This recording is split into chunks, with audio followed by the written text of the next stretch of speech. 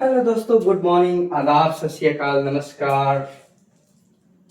आप सभी का जेपी वर्ल्ड एजुकेशन चैनल पर हार्दिक स्वागत है।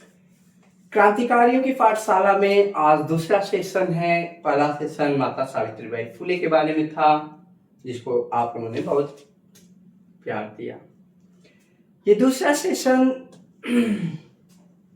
उस शख्स के बारे में है जिस शख्स की शख्सियत को सलाम है, जिस शख्स को ढूंढने में अंग्रेजी हुकूमत के हाथ पांव फूल गए, उस शख्स की कहानी आज आपके सामने रिप्रेजेंट करने जा रहा हूं। वो क्या शख्स था जिस शख्स ने कहा था कि दुश्मन की गोलियों का सामना डट के करेंगे, दुश्मन की गोलियों का सामना डट के करेंगे, आजाद हैं और आजाद ही रहेंगे।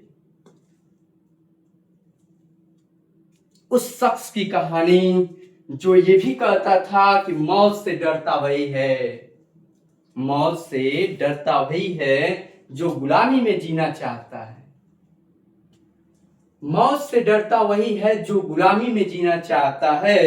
हम तो आजाद हैं और आजाद ही मरेंगे। उस शख्सियत को जितनी बार सलाम किया जाए उतनी बार कम है। उनका मानना था कि अगर आजादी अहिंसा से नहीं मिल रही है तो हमारे लिए एक और रास्ता होगा जिसका नाम होगा कि हम लड़ के लेंगे, लेकिन लेकर रहेंगे, भले अंग्रेजों तुम जो करना चाहो कर लो।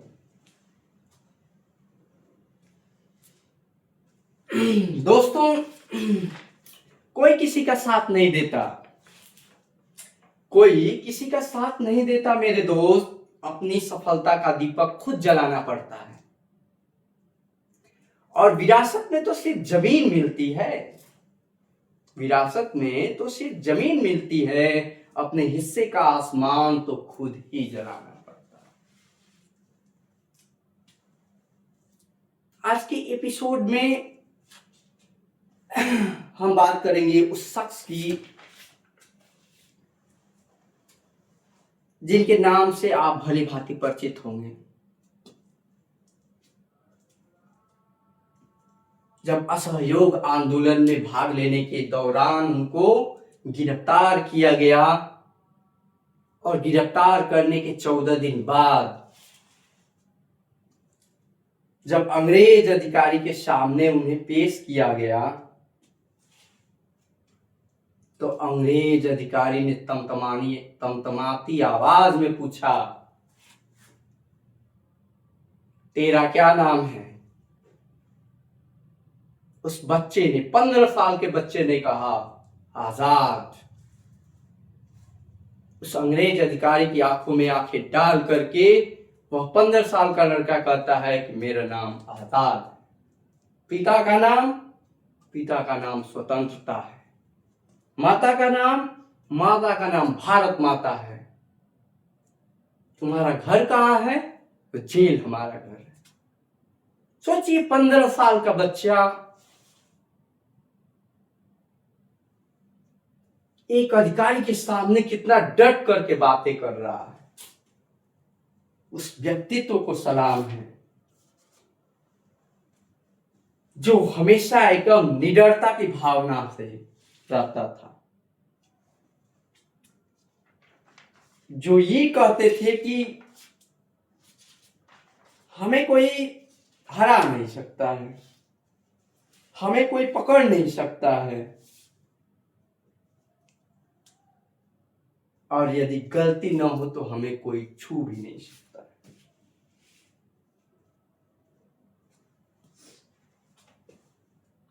उस शख्स के बारे में क्या बात किया जाए, जितनी भी बातें की जाए वो कम है।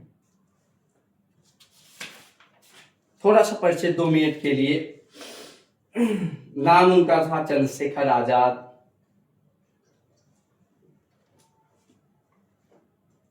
वैसे तो जो घर का नाम था उनका नाम था चंद्रशेखर तिवारी। इनका जन्म 23 जुलाई सन 1906 ईस्वी में हुआ था मध्य प्रदेश में।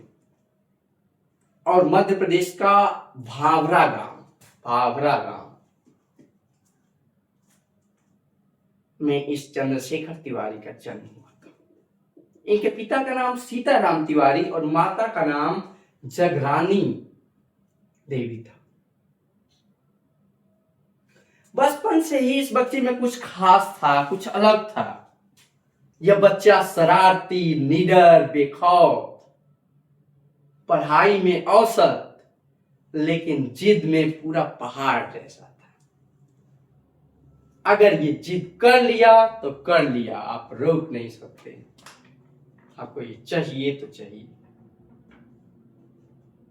एक छोटे बच्चे में बहुत ही कम उम्र में ही ये चीजें, ये भावनाएं आ गई। इसलिए उनकी जिद थी कि हम आजाद थे, आजाद हैं और आजाद ही मरेंगे। अंग्रेजों की कोई ताकत हमें पकड़ नहीं सकती। ये थी आजाद। 15 वर्ष की उम्र में ही असहयोग आंदोलन में 1921 में ये जुड़ गए। 24 दिसंबर सन 1921 को पुलिस ने पहली बार गिरफ्तार कर लिया इन्हें। जब असहयोग आंदोलन चल रहा था तो उसमें सबको गिरफ्तार किया, इनको भी पकड़ कर ले आए और 14 दिन इन्हें जेल में रखा गया। फिर उसके बाद पारसी जिला मजिस्ट्रेट MP हरेघाट के सामने पेश किया गया। पारसी जिला मजिस्ट्रेट थे MP हरेघाट, उनके सामने पेश किया गया। और उन्होंने जब इस तरह पूछा क्या नाम है, इन्होंने कहा आजाद, मेरा नाम आजाद है। पिता का नाम स्वतंत्रता है। घर कहाँ है? जेल घर है। उस अंग्रेज अधिकारी ने प्रताड़ना की भावना से इस बच्चे को 15 कोड़े मारने की सजा सुनाई। इनको जब कोड़े मारा जाता था तो इनके मुंह से आवाज निकलती थी, भारत माता की जय, इंकलाब जिंदाबाद, इंकलाब जिंदाबाद। हर कोड़े से खून बह रहा था इनके शरीर से, फिर भी ये आवाज निकलती थी कि इंकलाब जिंदाबाद। क्या वो देश के प्रति वफादारी थी। उस वफादारी को सलाम। सन 1923 ईस्वी में इन्होंने HRS संगठन ज्वाइन कर लिया, हिंदुस्तान रिपब्लिक एसोसिएशन, जिसकी स्थापना राम प्रसाद बिस्मिल ने किया था। इसकी स्थापना में मुख्य भूमिका में राम प्रसाद बिस्मिल थे, लेकिन उसमें और भी व्यक्ति थे, जैसे योगेश चंद्र चटर्जी थे, सचेंद्र सान्याल थे, सचेंद्र नाथ बख्शी थे, ये सभी लोग थे। लेकिन इस एसोसिएशन को बनाने का मुख्य श्रेय राम प्रसाद बिस्मिल जी को जाता है। 9 अगस्त 1925 ईस्वी को उत्तर प्रदेश के लखनऊ से आगे एक काकोरी स्टेशन है, वहां पर काकोरी कांड हुआ। इन्होंने ट्रेन को लूटने की योजना बनाई, क्योंकि ये जो संगठन था, इस संगठन में लोग तो जुड़ते जा रहे थे, क्रांतिकारियों में बहुत जोश था, किंतु इनके पास पैसों का अभाव था, इनके पास हथियारों का अभाव था, और उसकी पूर्ति करने के लिए ये लोग एक संगठन की तरह कार्य करते थे। इनका मानना था कि अंग्रेज हमारी ही दौलत को, हमारे ही पैसे को लूट के ले जा रहे हैं अपने देश। हमें अपने ही पैसे को लूटना है, और ये हम लूट नहीं रहे, ये अपने लिए नहीं लूट रहे हैं। इस देश को आजादी दिलाने में जिस तरह का सहयोग होगा इस पैसे से किया जाएगा, लेकिन इस पैसे का उपयोग किसी भी प्रकार के स्वार्थ के लिए नहीं किया जाएगा। इन सभी ने मिलकर राम प्रसाद बिस्मिल, राजेंद्र लहिड़ी, रोशन सिंह, अशफाक उल्ला खां, कुंदन लाल, चंद्रशेखर आजाद, इन सभी लोगों ने मिलकर के और काकोरी कांड को अंजाम दिया। उस समय लूट की जो रकम थी वो 4,601 रुपये 15 आने और 6 पाई दर्ज की गई थी कागजों में। जो काकोरी कांड में इन हमारे क्रांतिकारियों ने जो पैसा लूटा था, देश को आजादी दिलाने में उपयोग करने के लिए जो पैसा लूटा था, उस पैसे की रकम थी 4,601 रुपये 15 आने और 6 पाई। बस इतने पैसों के लिए ही हमारे 4 वीर शहीदों को फांसी पर चढ़ा दिया गया। सोचिए पैसे कितने बहुमूल्य रहे होंगे, लेकिन सिर्फ पैसा इसमें मायने नहीं रखता। जब काकोरी कांड हुआ तो अंग्रेजों ने ये बना लिया, मन बना लिया, दमन नीति। इस काकोरी कांड में जितने लोग पैसा लूटे हैं, सबको दमन नीति के अंतर्गत सबका दमन कर देना है। किसी भी परिस्थितियों में सबका दमन करना है तो करना है। और पूरा टारगेट बना करके साम दाम दंड भेद हर तरह की चीजों को लेकर के और अंग्रेज हर जगह छापा मारे और हमारे वीर जो क्रांतिकारी थे उन्हें पकड़ लिया गया। और पकड़ करके राजेंद्र लाहिड़ी को गोंडा जेल में फांसी दे दी गई। रोशन सिंह को इलाहाबाद के नैनी जेल में फांसी दे दी गई। राम प्रसाद बिस्मिल को गोरखपुर जेल में फांसी दे दी गई। अशफाक उल्लाह खां को फैजाबाद जेल में फांसी दे दी गई। लेकिन इन पूरे प्रकरण में चंद्रशेखर आजाद और कुंदन लाल अंग्रेजों की पूरी हुकूमत को धता बताते हुए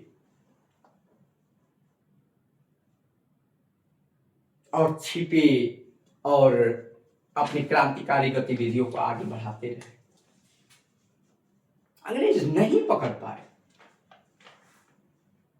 चंद्रशेखर आजाद ने एक बहुत ही गजब की नीति थी। जब चाहे तब गेटअप चेंज कर लेते थे। तुरंत ये सब दाढ़ी छील करके एकदम साधु बन जाते थे गेरुआ वस्त्र पहनकर।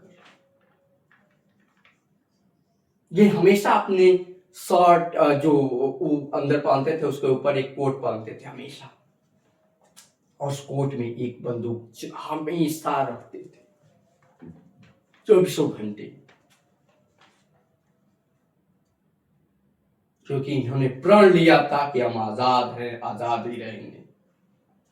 अंग्रेजी हुकूमत हमें पकड़ नहीं सकती। जब ये चारे की मीटिंग होती थी हिंदुस्तान रिपब्लिक एसोसिएशन, तो उसमें अगर चंद्रशेखर आजाद की उपस्थिति नहीं रहती थी तो सभी लोग नर्वस फील करते थे। और जिस सभा में चंद्रशेखर आजाद उपस्थित रहते थे उस सभा में सभी क्रांतिकारियों को एक ऐसा जुनून मिलता था कि इसकी संज्ञा नहीं दी जाती। आजाद ने कहा हमें कोई पकड़ नहीं सकता है, कितनों भी अंग्रेजी हुकूमत चोर लगा दे। क्या सोच थी उसकी।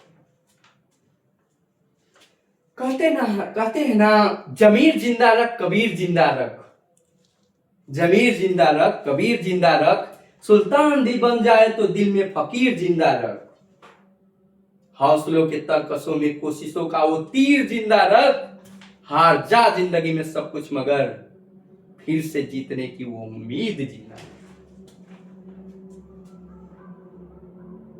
और जब सारे दोस्तों को फांसी दे दी गई, इससे दुखी तो हुए चंद्रशेखर आजाद,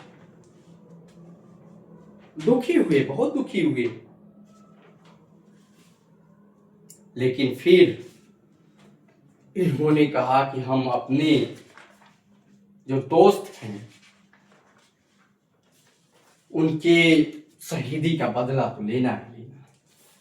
किसी भी कंडीशन में शहीदी का बदला लेना है।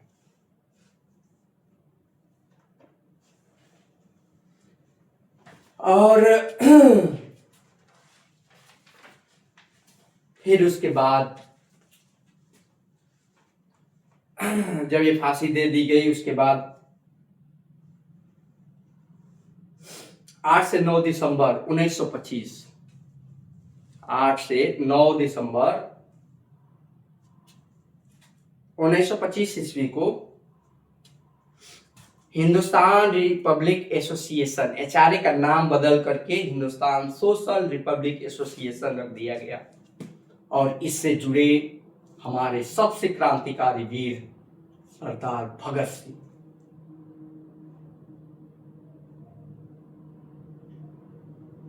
साल 1928 में भगत सिंह, शिव वर्मा, महावीर सिंह जैसे नए साथियों के साथ मिलकर उन्होंने गुप्त रूप से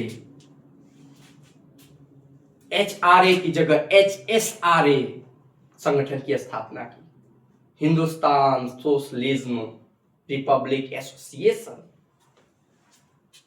अब इस एचआरए में सोशलिज्म जुड़ गया, सामाजिक चीजें जुड़ गई, और इससे जुड़े सरदार भगत सिंह, शिव वर्मा, महावीर सिंह जैसे महान क्रांतिकारी। साल 1928 ईस्वी में जब साइमन कमीशन आया, 1927 ईस्वी में जब साइमन कमीशन आया तो लाला लाजपत राय ने खुलकर विरोध किया और लाहौर में प्रदर्शन करने के दौरान पुलिसों और अंग्रेज अधिकारियों की बर्बरता का शिकार हुए और इतनी गंभीर चोटें लगी कि इस आंदोलन के कुछ दिनों के बाद ही हमारे लाला लाजपत राय का निधन, स्वर्गवासी हो गए, शहीद हो गए। अब भगत सिंह, चंद्रशेखर आजाद ऐसे क्रांतिकारी वीर जिसने साइमन कमीशन को जिसने लाला लाजपत राय को लाठी बरसाने का आदेश दिया था, अब उसको मारने की योजना बनी कि अभी इनको मारना है किसी तरह। 17 दिसंबर सन 1928 ईस्वी को लाहौर पुलिस सुपरिटेंडेंट स्कॉट को मारने की योजना बनाई गई, लेकिन गलती से पुलिस ऑफिसर जेपी सैंडर्स निशाने पर आ गया। जेपी सैंडर्स निशाने पर आ गया। भगत सिंह राजगुरु ने गोलियां चलाई और जैसे ही सैंडर्स गिरा, आजाद ने पीछे से कवर फायर करते हुए दोनों को वहां से निकलवा दी। पूरी योजना में आजाद की भूमिका सबसे खतरनाक थी। उन्होंने गोलियों की बौछार के बीच खड़े होकर साथियों की रक्षा की थी। उनके साहस ने ही भगत सिंह एवं राजगुरु को भागने का मौका दिया और सैंडर्स की मौत की खबर पूरे ब्रिटिश राज में भूकंप की तरह फैल गई। अंग्रेजों ने इसे लाहौर साजिश केस का नाम दिया और इसके एचएसआरए के सभी साथियों को पकड़ने के लिए बड़े पैमाने पर कार्रवाई की शुरुआत कर दी गई। इसमें भगत सिंह, चंद्रशेखर आजाद के कई साथी गिरफ्तार हो गए। इसमें भगत सिंह भी गिरफ्तार हो गए, लेकिन चंद्रशेखर आजाद जो धरती के सबसे बड़े रहस्य बन चुके थे, पुलिस लाख कोशिश करती रह गई, लेकिन वह बार बार हवा के झोंकों की तरह गायब हो जाती। लेकिन भाग्य ने भी आजाद को हमेशा छुपने का मौका नहीं दिया और अब वो आई आखिरी घड़ी जब अल्फ्रेड पार्क यानी कंपनी बाग जो इलाहाबाद में स्थित है, उसमें अंग्रेजों के बीच लड़ाई हुई और जिसमें वह अंतिम लड़ाई ने उस चंद्रशेखर आजाद को अमर कर दिया। 27 फरवरी सन 1931 ईस्वी को तत्कालीन इलाहाबाद का अल्फ्रेड पार्क सुबह की हल्की धूप थी। आजाद अपने एक साथी के साथ मुलाकात करने आए थे, लेकिन किस्मत की शायद कुछ और ही मंजूर था किस्मत को। एक गद्दार जिसको विभीषण बोलते हैं, ये चंद्रशेखर तिवारी ही थे। चंद्रशेखर आजाद इन्हीं के बहुत ही खास व्यक्ति, जिनका नाम था वीरभद्र तिवारी। इन्होंने पुलिस को खबर दे दी कि आप जिसकी तलाश इतने वर्षों से कर रहे हैं, आप जिसके लिए जगह जगह चिपकाए हैं पोस्टर मोस्ट वांटेड, इन पर 50,000 की रकम नगद राशि रखी गई है इनाम में, जो इनका स्थान बताएगा, इनको पकड़ने में मदद करेगा।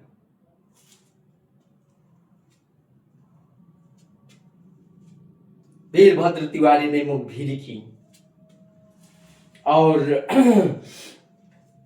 इस खबर को पाते ही पुलिस अधीक्षक JRH नॉर्थ बावर ने फौरन पुलिस दस्ते को ऑर्डर दिया कि पार्क को चारों ओर से घेर लिया जाए। कुछ ही मिनटों में पार्क चारों ओर से पुलिस एवं राइफलों से घिर गया।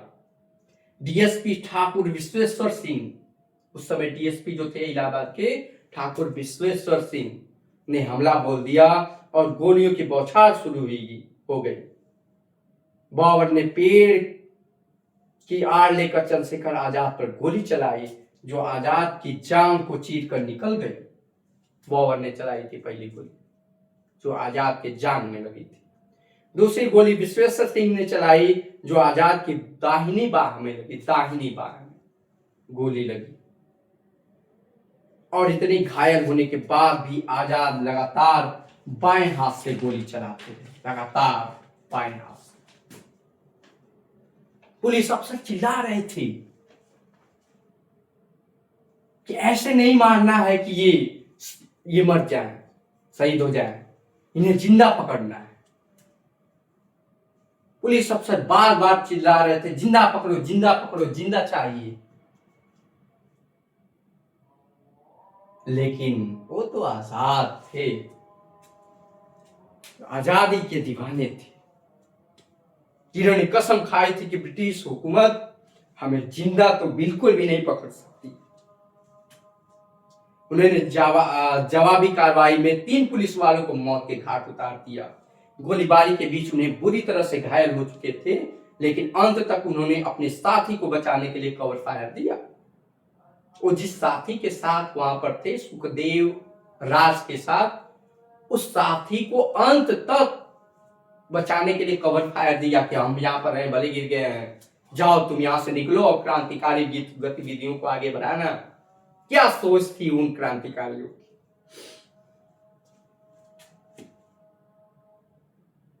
गजब की सोच थी, गजब का धैर्य था, गजब का जज्बा था, गजब का जुनून था। उन्होंने कहा कि सुखदेव राज तुम जाओ यहां से, मैं इन्हें देखता हूं और इनसे मैं खुद अकेले निपट लूंगा। क्या वो अपने देश के प्रति जुनून था, जज्बा था। आंखों में आंसू आ जाते, रूह कांप जाती है ऐसी परिस्थितियों को सोचकर।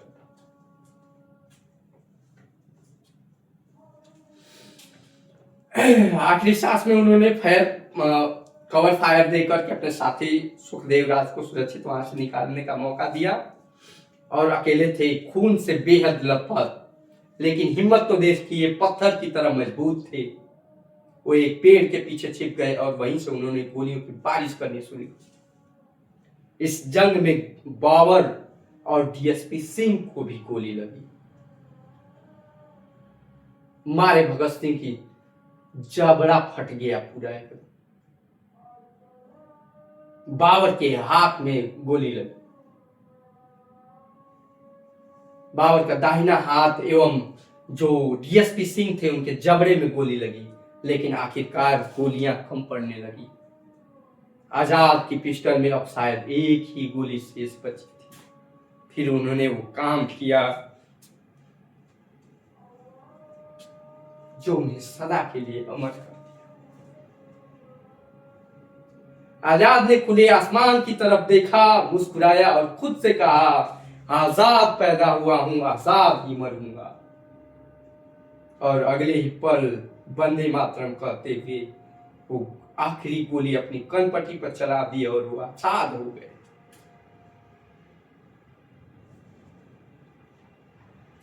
आजाद का खौफ इतना ज्यादा था कि ब्रिटिश पुलिस अधिकारी आजाद के लाश के पास जाने से भी डर रहे थे। यहां तक कि ब्रिटिश पुलिस ने उनकी बॉडी के पास जाने से पहले उनके पैर पर गोलियां चलाई। पहले पैर पर गोली मार, तलवे पर पैर। हो सकता है कि जिंदा हूं, क्योंकि ये बहुत ही खतरनाक क्रांतिकारी जिन्हें आज तक हम पकड़ नहीं पाए जीवित, इसलिए थोड़ा ध्यान से जाओ। पहले तलवे में गोली मारी गई, पैर में। फिर जब पुलिस अधिकारियों को यह कंफर्म हो गया कि हाँ ये शहीद हो चुके हैं, तो इन्होंने तुरंत बिना पब्लिक को बताए उनकी डेड बॉडी को लॉरी में रखा और रसूल घाट भेज दिया। लेकिन खबर मिलते ही हजारों लोग गर्लफ्रेंड पार्क में उभर गए, क्योंकि वहां पर इलाहाबाद यूनिवर्सिटी है। उस दिन इलाहाबाद में एक ही नाम गुज रहा था, चंद्रशेखर आजाद अमर रहे। चंद्रशेखर आजाद अमर रहे। इन्होंने इनको जब रसूल घाट पर भेजा जा रहा था, तो इनकी डेड बॉडी को उठाने के लिए 7-8 लोग लगे थे। इतने हैवी और मजबूत कद काठी के ये थे चंद्रशेखर आजाद। गजब का वो व्यक्तित्व था, गजब का वो व्यक्तित्व था दोस्तों। क्या इनके बारे में कहा जाए, जितना कहा जाए कम है। इन्होंने कहा था, ताकत शारीरिक शक्ति से ही नहीं आती है, ताकत शारीरिक शक्ति से ही नहीं आती है, यह अदम्य इच्छा शक्ति से भी आती है। आप जो आज कर रहे हैं, आज आप जो कर रहे हैं, उस पर आपका भविष्य निर्भर करता है।